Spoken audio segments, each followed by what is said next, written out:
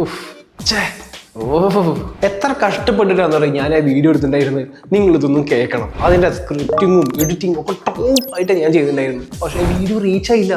പക്ഷെ എനിക്കതല്ല മനസ്സിലാവാത്തത്, എവിടെയാണ് പാളിച്ച പറ്റിയെന്ന് എനിക്കൊരു ഐഡിയയും കിട്ടുന്നില്ല. എത്ര അയച്ചിട്ടും ഈ ഒരു പ്രശ്നം നിങ്ങൾ ഫേസ് ചെയ്യാറില്ല.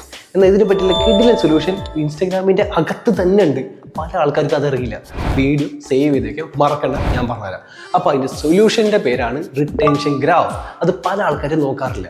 റിട്ടൻഷൻ ഗ്രാഫ് എന്താ?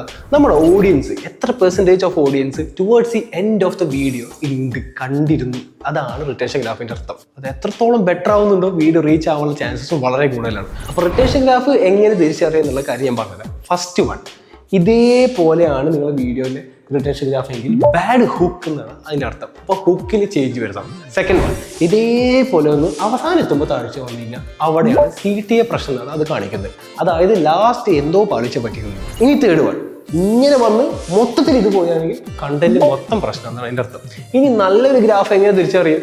ഇതേപോലെ അവസാനം വരെ നല്ല രീതിയിൽ പോവുകയാണെങ്കിൽ, അവസാനം വരെ 50% ഓഡിയൻസ് ഉണ്ടെങ്കിൽ അതിനർത്ഥം ഗ്രാഫ് അടിപൊളിയാണ്, വീഡിയോ എന്തായാലും റീച്ച് ആവും. അപ്പോൾ ഈ വീഡിയോ യൂസ്ഫുൾ ആവും. നിങ്ങളുടെ ഫ്രണ്ട്സിന് ഇത് ഷെയർ ചെയ്യാൻ മറക്കണ്ട.